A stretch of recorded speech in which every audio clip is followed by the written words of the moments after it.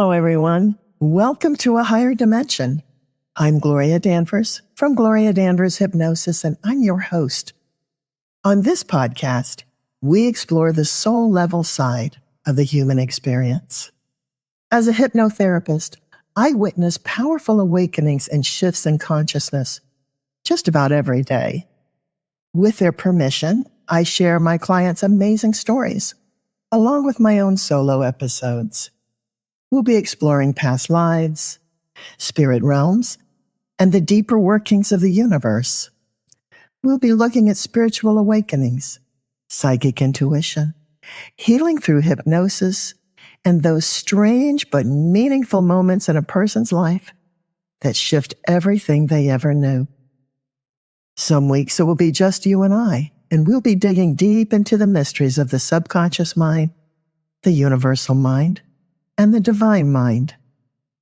Many of these episodes will include channeled messages, offering wisdom and perspective for everyday life.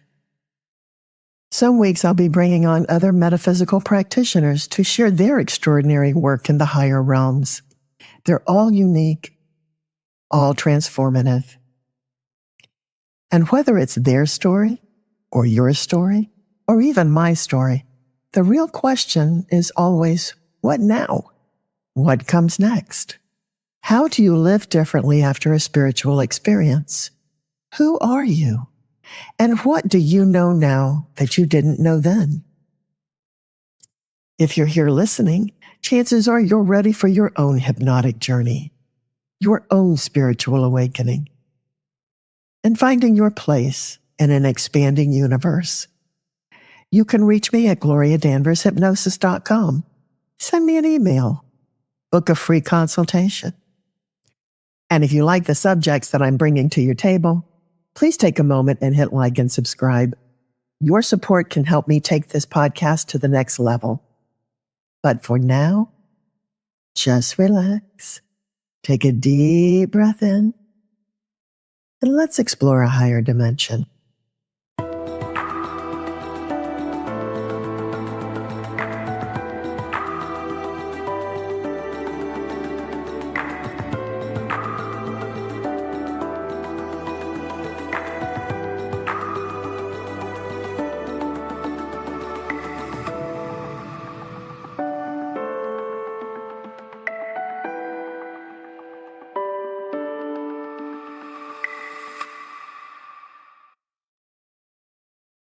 Hello, everyone. Welcome back to A Higher Dimension. I'm Gloria Danvers from Gloria Danvers Hypnosis, and I'm your host for A Higher Dimension. Today, we are going to cut through the fog shrouding the so-called ancient mysteries. You know, the ones that are spoken of in ancient texts, the ones that people once believed would grant great power to those who studied and understood them. For thousands of years, what we now call energy work was hidden under layers of secrecy and sacred language. It was, and still is, believed that one must be part of an esoteric society or a member of an arcane brotherhood to receive these teachings. But that's not true. The ancients spoke in symbols because they didn't have the language of physics or biology. But they knew that life was made of energy. They knew that consciousness shaped reality and that everything in existence was connected by vibration. This is what we've worked on through many episodes here at A Higher Dimension. And today I'm going to connect those dots for you between modern energy, work and principles, and the ancient teachings that are thousands of years old. Hermes Trismegistus, the great mystic of Egypt and Greece, said, "All is mind. The universe is mental." Centuries later, King Solomon's seal would echo the same truth in geometric form. Two interlocking triangles, one pointing up, one down, a symbol of the eternal dance between spirit and matter, heaven and earth, energy and form. And today, as quantum physics, restorative vibrational healing, and consciousness studies continue to unfold, we're beginning to realize that maybe these ancient mystics weren't guessing. maybe they were describing, in poetic language, the same energy field that science is now starting to measure. So let's start with Hermes Trismegistus, the thrice great. Said to be a blend of the Greek god Hermes and the Egyptian god Thoth, the keeper of wisdom and language. His teachings, known as Hermeticism, formed the foundation of what would later become alchemy, astrology, and metaphysics.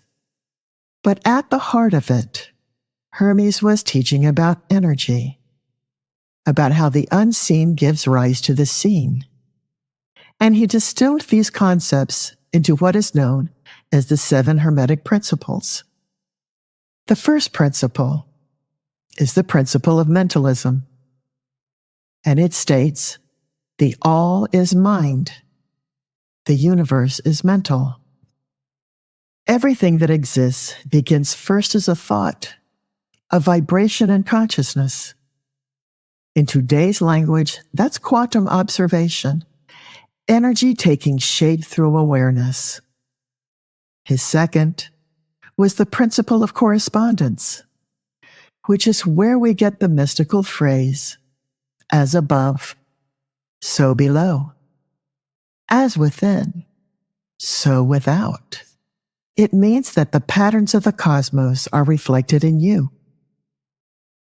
Your energy field is a microcosm of the greater macrocosm. And when you align your internal energy, the outer world begins to mirror that coherence. The third is the principle of vibration, which teaches that nothing rests. Everything moves. Everything vibrates. And that one could be straight out of a physics textbook. Everything from your emotions to your atoms are in constant motion. Frequency is the fabric of life. Hermes wasn't speaking metaphorically. He was describing the structure of energy long before we had instruments to detect it. His other principles, polarity, rhythm, cause and effect, and gender, all echo the laws of balance, cycles, and creative flow. And we will explore those other principles at length on a future episode. But together, they form an elegant system that explains energy and motion, the energetic laws that govern not only the universe, but also your own personal field. Now let's move from the principle to symbol, from Hermes to the Seal of Solomon, the sacred geometry of integration.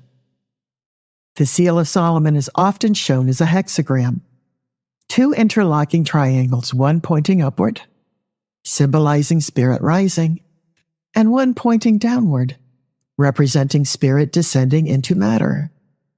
Their meeting point, the overlap, is where heaven and earth merge. According to ancient lore, Solomon's ring, engraved with this symbol, gave him mastery over spirits, elements, and nature itself. In metaphysical terms, that means mastery of energy, command over inner and outer forces through alignment. The upward triangle mirrors Hermes' teaching of ascent, the movement of the human soul reaching toward divine awareness. The downward triangle is divine consciousness descending into form, light entering density, spirit expressing through matter. They represent the full spectrum of creation, energy becoming matter, and matter returning to energy. It's sacred geometry, yes, but it's also energetic architecture. When you look at that hexagram, you're seeing a map of coherence, balance between masculine and feminine energies, between giving and receiving, between thinking and being. Ancient mystics believed that the Seal of Solomon was not just a symbol of protection. It was a living pattern that harmonized energy, repelled chaotic vibrations, and attracted higher order. Today, we might call that energy coherence. It's the same principle used in frequency healing, when two opposing waves create a third balanced resonance. You could also call that synchronicity, where the sum of two energies is greater than their individual parts. The Seal of Solomon, then, isn't about domination over spirits or forces. It's about integration. What the long-ago seekers of the seal didn't understand was that the true power comes not from control, but from unity. And that's where Hermes and Solomon meet, in the understanding that mastery comes through balance, not through conquest.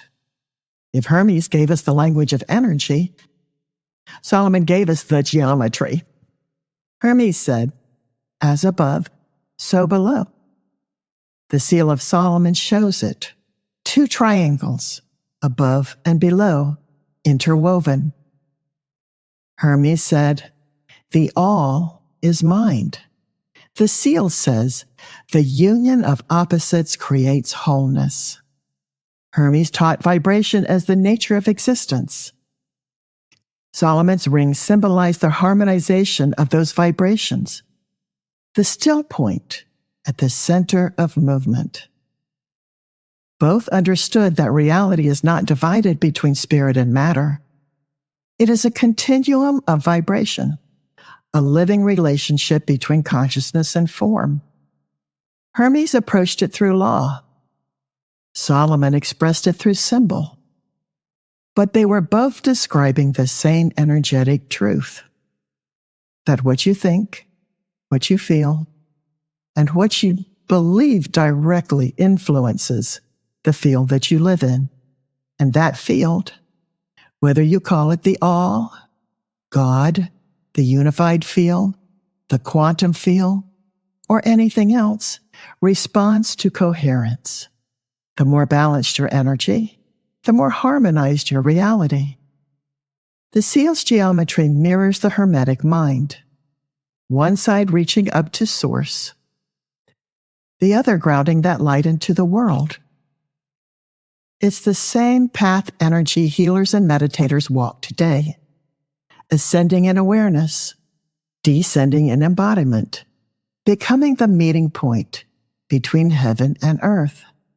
Modern science is finally catching up to what these ancient masters were teaching.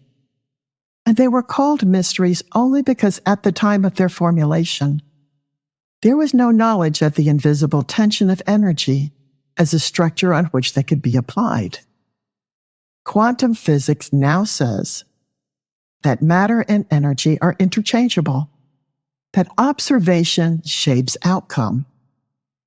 Biofield science measures the electromagnetic field around the body, the same aura mystics described for millennia.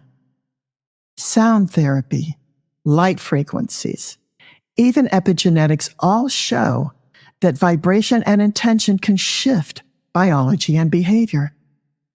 Hermes would have said, of course, nothing rests, everything vibrates. The Seal of Solomon would have shown it. The harmony of intersecting waves creating stability and form. The ancients encoded the physics of energy in poetry and symbol because that was the language that was available to them. We have different tools now, but we're still discovering the same truth. Energy responds to consciousness. Consciousness shapes energy. That was the hidden science of the soul. But it is no longer hidden. This information is available and can be easily understood by anyone who wants to understand quantum physics. So you don't have to be a secret initiate to gain this knowledge, which seems so mysterious. All you need is a knowledge of how the universe works. And all these teachings can be applied to your modern life. The principles have never changed, only the understanding of them. The wisdom of Hermes and the symbol of Solomon aren't dusty relics of a mystical history. They are energetic maps for modern living, They remind us that true mastery is not about power over others, but alignment within ourselves. When your energy is coherent, when your mind, heart, and spirit are in unity, you are living the Hermetic and Solomonic principles in real time.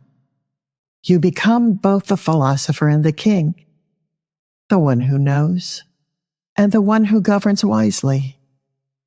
The ancients encoded it in tablets and rings.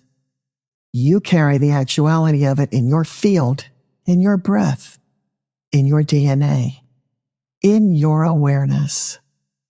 As above, so below.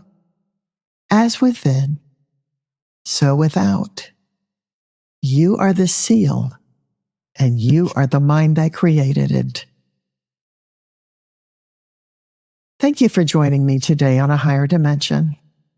And until next time, stay aware, stay aligned, and stay in your mystical highest vibration.